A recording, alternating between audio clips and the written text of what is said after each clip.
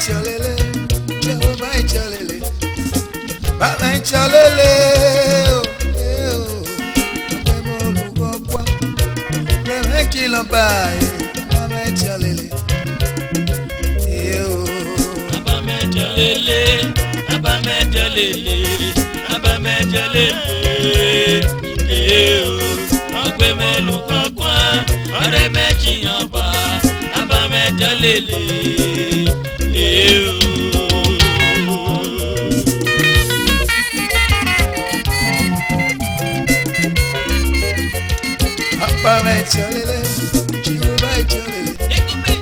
Baba Chalele,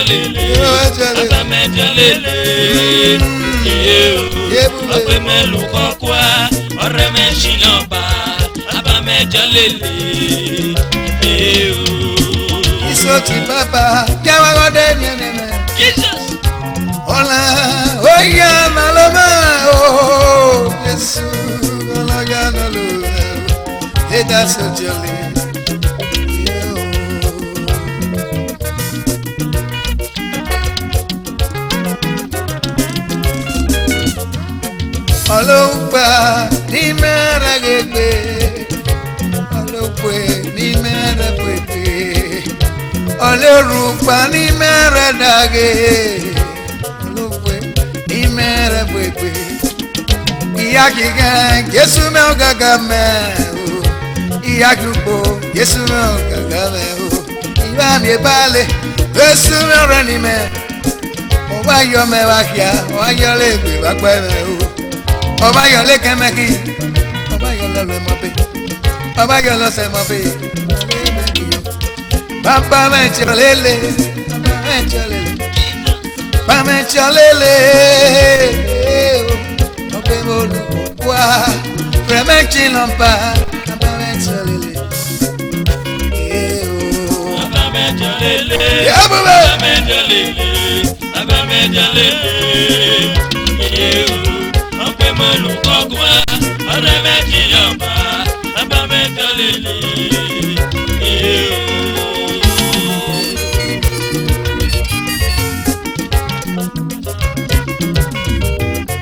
Jehovah Chalele, Chalele, Chalele, Chalele.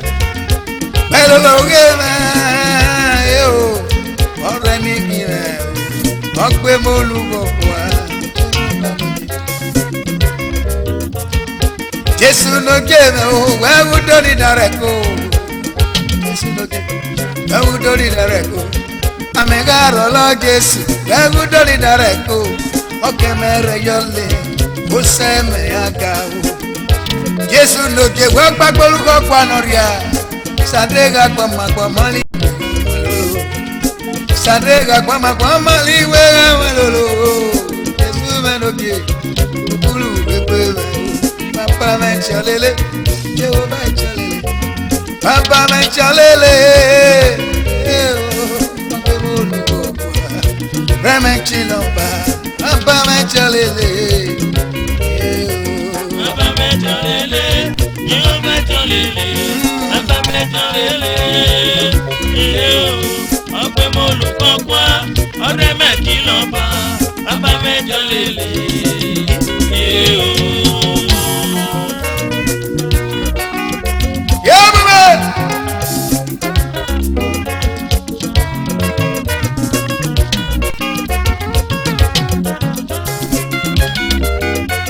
Jehovah Jalele, Papa Jalele, Jesus Jalele,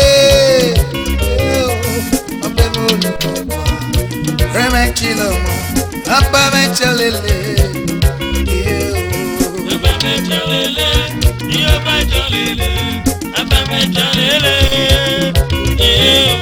Papa Moluko, Remekilo, Papa Jalele.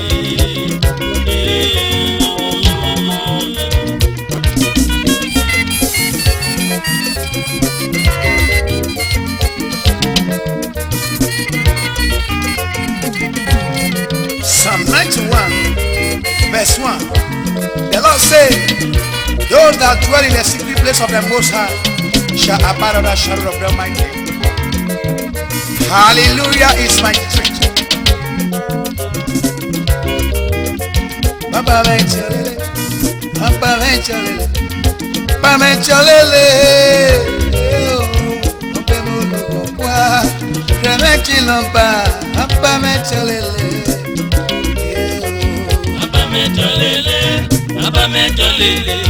Papa Jalele. Ọgbẹ́ mo lù kọ́kọ́ ọ̀rẹ́ mẹ́kì ọmọ bàbá mẹ́jọ lélẹ̀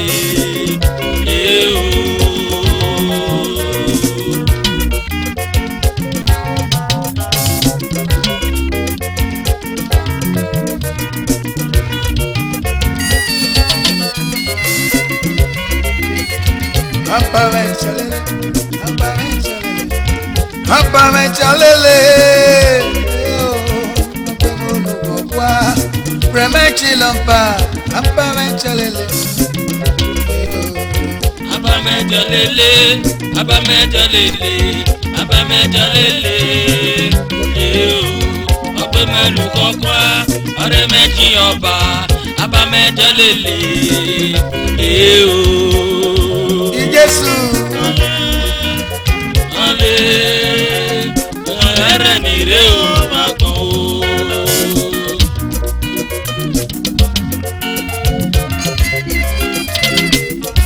Jésù. Ọ̀rẹ́ ni rẹ̀ ó máa kàn ó.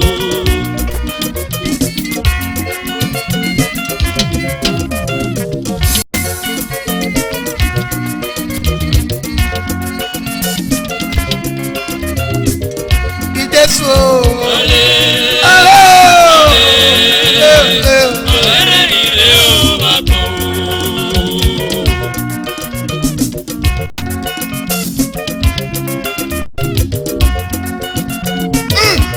Hallelujah.